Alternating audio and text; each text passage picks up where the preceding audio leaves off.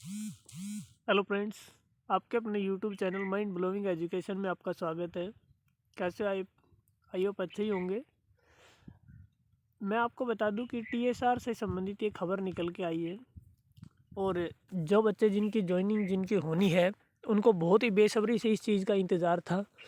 और मैं आपको बता दूं कि आपके लिए भी ये टेंशन बनी हुई थी और हम भी बार बार इसके बारे में सोच रहे थे कि कई बच्चों से किसी सोर्स से कोई चीज़ पता लग जाए तो हम आपको बता सके। अब एक बात और बता देता हूँ मैं, कई बच्चे इस चीज़ की गारंटी लेते हैं कि सर आपको कहाँ से पता चला। अब उनको ये भी बात बताओ कि हमने किस चीज़ से पता किया है, कहाँ से पता किया है, ये सारी बातें हैं। तो मैं बता देता हूँ, आई होप आप इतने समझदार होंगे कि ये सब चीज़ें मत पूछा करो प्लीज़, है ना। कई बच्चे होते हैं, सभी तो नहीं है इनमें, कई बच्चे तो बहुत समझदार होते हैं, लेकिन कई बच्चे पूछ लेते हैं, ज़्यादा ही समझदार बन जाते हैं कई, है ना। तो प्लीज़ ऐसा ना करें आप जो भी है। दूसरी बात मैं आपको बता दूं, जो खबर निकल के आई है वो बहुत ही अच्छी खबर है आपके लिए कि जो बच्चे त्रिपुरा पुलिस के लिए जो कोर्ट में गए थे, जो बच्चे कोर्ट केस के लिए गए थे कि कोर्ट में केस करेंगे, उन बच्चों को क्या हुआ है कि उन बच्चों को मैंने पहले भी बताया था, एक दो ने मैसेज किया तब भी कि ऐसे होगा। तो देखो उनको ये हुआ है कि कोर्ट ने साफ मना कर दिया है, उनके वकील ने, कि भाई ऐसा नहीं कर सकते, अपन ऐसा दावा नहीं कर सकते। अगर मान लो मैं कल को कोर्ट में केस लड़ लूँगा, आपका केस कर दोगे, आप केस कर देंगे, कोई दिक्कत नहीं है। केस आप हमें हायर भी कर लोगे, हम आपका केस भी लड़ेंगे, कोई दिक्कत नहीं है। लेकिन बात ये है कि हम किस सबूत के बेस पे लड़े कि आपके नंबर 40 हैं। ये कौन बताएगा हमें कि आपके नंबर 40 है या आपके नंबर 42 है, ये हमें कैसे पता चलेगा। इस चीज़ के लिए हमारे पास कोई प्रूफ नहीं है और जब तक कोई प्रूफ नहीं होता तब तक हम केस नहीं लड़ सकते या केस नहीं कर सकते, क्योंकि कुछ ना कुछ एविडेंस भी चाहिए हमें।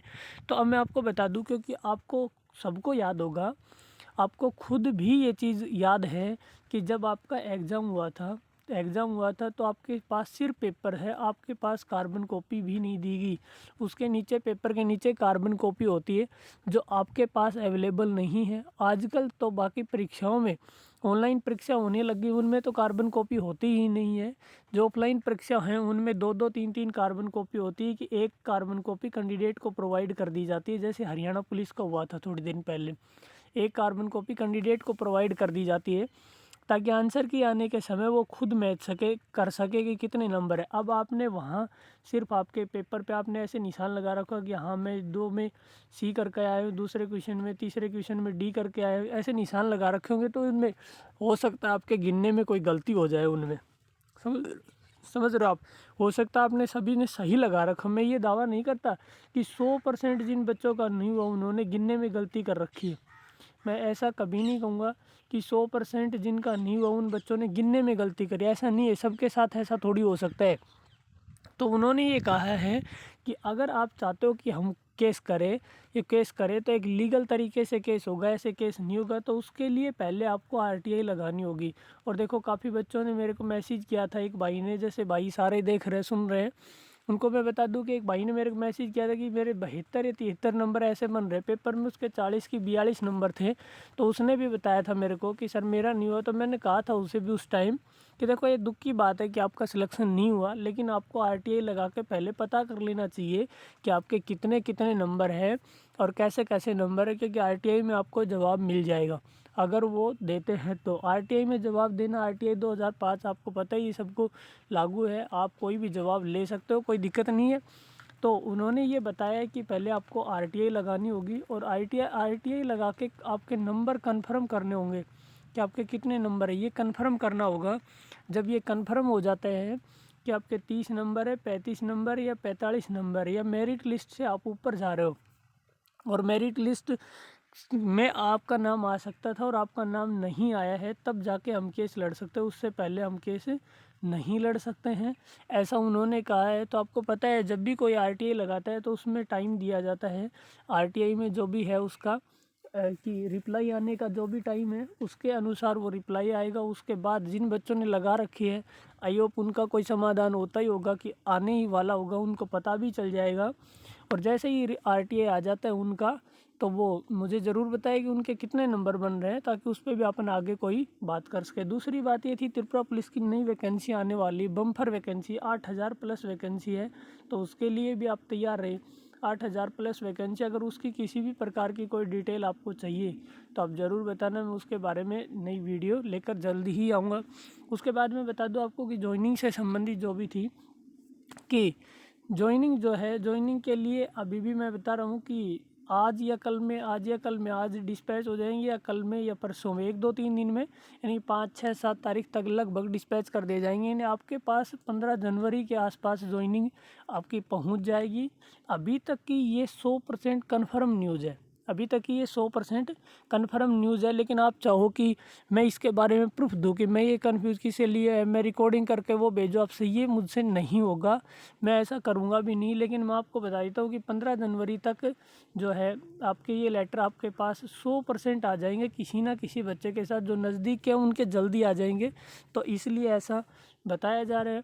और इससे संबंधित अगर कोई भी डिले होता है, कोई भी न्यूज़ निकल के आती है, तो मैं आपको तुरंत सूचित करूंगा, उसके लिए आप तैयार रहें। बाकी आज तक के लिए यही न्यूज़ थी। तो जिनको कोर्ट केस से डर था, काफ़ी बच्चों को बहुत बेसब्री से इंतज़ार भी था और डर भी था कि सर अगर कोर्ट केस कर दिया तो हमारा रिजल्ट पहले 2016-17 वाली भर्ती की तरह हमारा रिजल्ट रोक दिया जाएगा, हमारा क्या होगा। तभी मैंने बताया था कि आपका कुछ नहीं होगा। और ये देखो, उस टाइम भी यही थी कि आपको एक तसल्ली दिलानी थी कि भाई कुछ नहीं होगा, ऐसा सांस दिलाना था। आपके पास 100% प्रूफ नहीं था, लेकिन भगवान ने हमारी सुन ली कि मैं कहता हूँ आपकी भर्ती कहीं नहीं रुकेगी, आपकी ज्वाइनिंग आ जाएगी 5-7-10 दिन में। और ये चीज़ भी कंफर्म होगी कि ये बच्चे केस भी नहीं कर सकते, और उनको वहाँ से हटा भी दिया गया है उन बच्चों को कि आप जाओ। और ये सही भी है कि आपके पास सबूत होना चाहिए। अब कौन बच्चा सही बोलता है, मान लो कि 100 बच्चे हैं केस करने वाले, उनमें से कोई जैसे 100 बच्चे में से 20 बच्चे सही भी होंगे, तो 80 जो बच्चे हैं जिनके नंबर गलत है और उन्होंने, किसी ने नेगेटिव नहीं काटी होगी, किसी ने कुछ नहीं किया होगा, किसी ने क्वेश्चन में नंबर, मान लो क्वेश्चन आंसर में बी भर के आया, या सी लगा लिया गलती से, या सी लगा लिया गलती से, भरा भी गया, ऐसा मेनली होता रहता है। तो ऐसा अगर गलती से हो गया तो उस चीज़ का जवाबदार कौन होगा, समझ रहे हो ना इस बात को। तो इसलिए आरटीआई लगा के पहले जवाब मांगना होगा। और उसके कारण अगर आपकी जो ज्वाइनिंग डिले होती, तो ये भी बहुत एक दुखी का ही कारण था, क्योंकि बच्चों ने काफ़ी मेहनत करी है 3-4 साल जो है इसमें ख़राब करके, और तब जाके ज्वाइनिंग आई। लेकिन अब ये संशय दूर हो गया है कि आपकी ज्वाइनिंग कहीं नहीं रुकने वाली है। ये 100% है कि आपकी ज्वाइनिंग कहीं नहीं रुकने वाली है। और बेस्ट ऑफ लक का आपको, आपकी इस नई साल में आपके लिए एक अच्छी खुशखबरी और भी आ गई है कि आपके लिए ये बेस्ट ऑफ लक है कि आपकी ज्वाइनिंग कहीं नहीं रुकेगी, और आप अपने जो है आगे की तैयारियां ज़ोरों से करो, क्योंकि उस पर कोई अब तो संशय रहा ही नहीं। और कोर्ट में जैसे डिटेल आती, बहुत सारा लंबा टाइम चला जाता, उसमें आपको कोई दिक्कत नहीं है। तो ये जानकारी आपसे शेयर करनी थी।